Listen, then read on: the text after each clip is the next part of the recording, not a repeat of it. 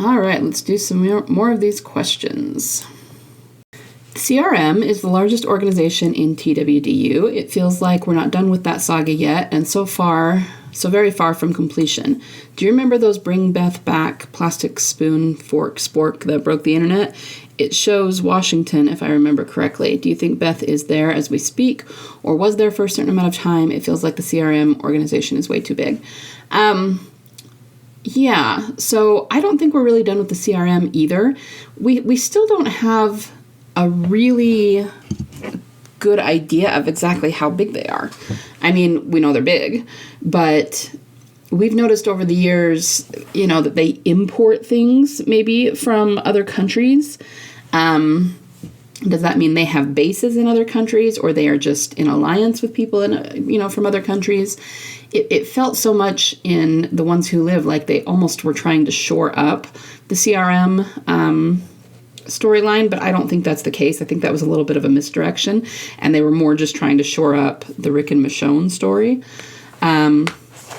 But yeah, I don't think that we're done with them either. I think there's a good chance that even if say it seems like we're done for right now, like what they said in The Ones Who Live is kind of the truth of right now, that doesn't mean that it always will be. Someone else, some other faction could take power and replace Major General Beale, or you could have something where someone else comes in and takes over the CRM as an organization, something like that.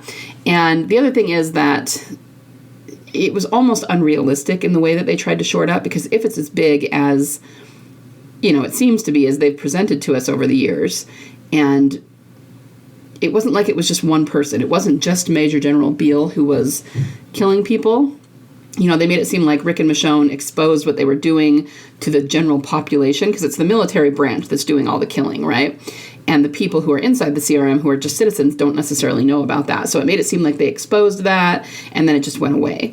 But the chances are, Major General Beale might have been in charge and he was giving the orders, but he wasn't the one carrying them out, and he wasn't the end-all be-all of the entire hierarchy of the organization. So there are going to be other people who felt like he feels and who are going to want what he wanted.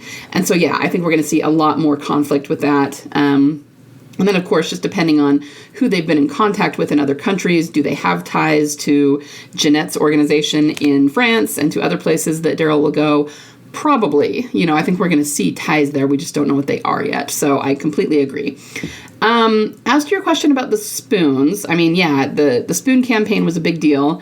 It shows Washington. I don't know if those were on the plastic spoons, but the reason that people were sending in the spoons was because of Beth's Washington, D.C. spoon. So yeah, those were definitely connected. We don't know exactly what her connection with Washington is, but that was one of the big pillars upon which TD was originally formed, because she picked up the spoon, and at that point in season 4, we didn't even entirely know that they were going to Washington yet. Let's see. We had definitely met Abraham and Eugene, but I don't think there was much talk of Washington yet. So it was like there were all these hints. Daryl said in their Never Have I Ever game that he had never been outside of Georgia. And then she picks up the Washington, D.C. spoon. And then it's not for a few episodes after that we really strongly hear Eugene talking about Washington. I don't remember for sure. Maybe he mentioned it earlier than that, but it just wasn't a really prevalent theme, and it wasn't really obvious that they were going there yet. They had a million other things to focus on. And it didn't really become a big theme until the end of season 4 and, certainly during season 5. So we don't know exactly what Beth's connection with Washington will be, but it's just one of those things where they wouldn't have had her find the DC spoon if she didn't have a connection to it. They would have had Daryl find it, or somebody else find it, someone else in the group, but they specifically had her pick it up and put it in her pocket, which is important. So I don't know. I don't really have a particular theory about Beth and Washington. Maybe she was there. Maybe she will be there. Maybe it was their way of saying she is going to go to the Washington area, which is where Team Family is. They're outside of Washington, D.C., but they're in that area.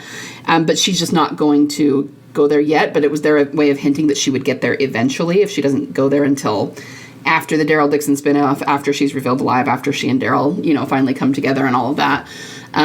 Because if you think about, like, in Alone, which would have been the next episode, she found the spoon in Still.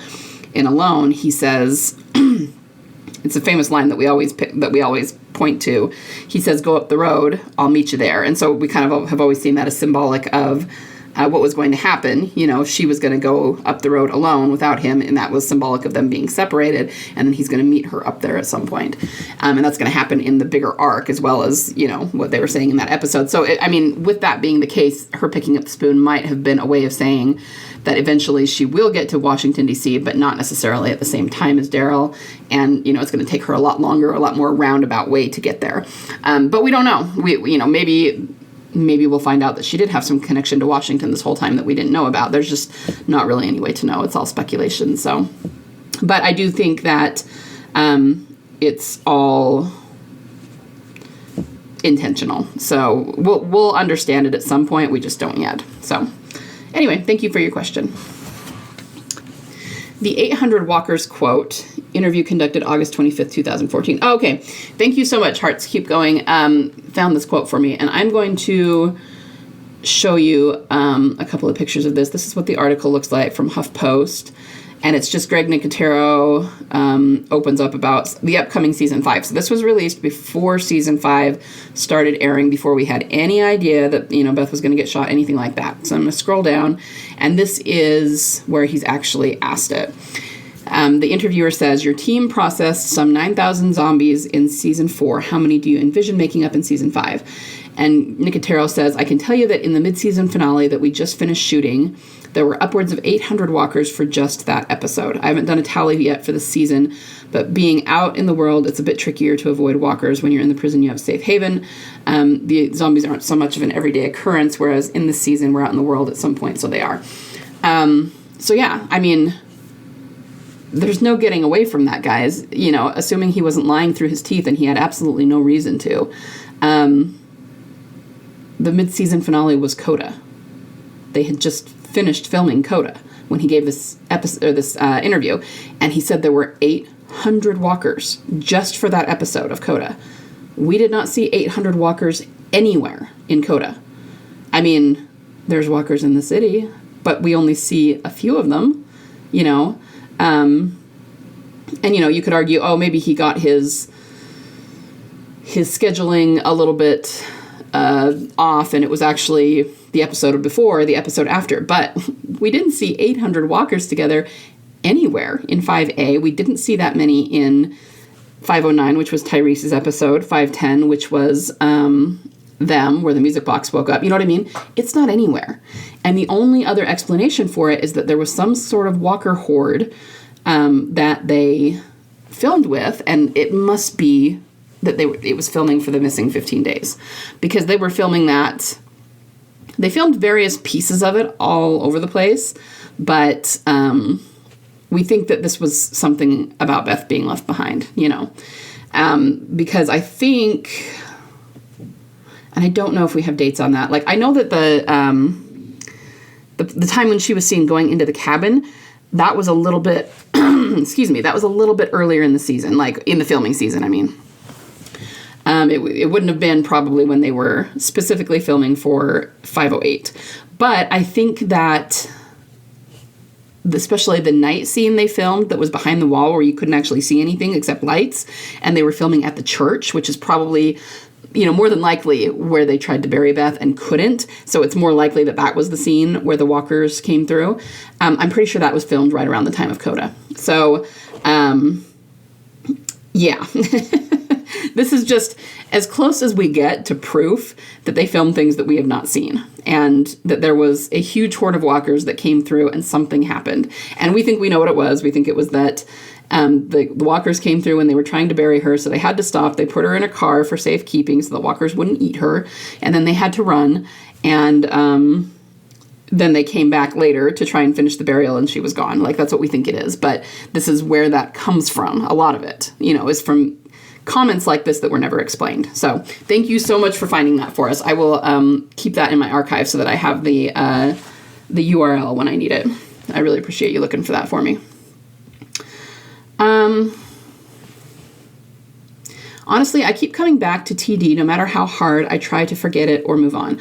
I'm in this state right now where whether she's alive or not, I just want answers. If she does show up again, I would have loved it if she'd stayed in the flagship, but again, I just want her back. Even if they scrapped everything we heard about in season 5 and she was going to live, but things changed last minute, I want to know why. And why not acknowledge the outrage or the petition or anything else? Yeah, no, I mean, I can totally get behind that because, we say things like that all the time. If she really isn't coming back, then why do this? If she isn't really coming back, why not just say Daryl had feelings for her, because that would be more tragic?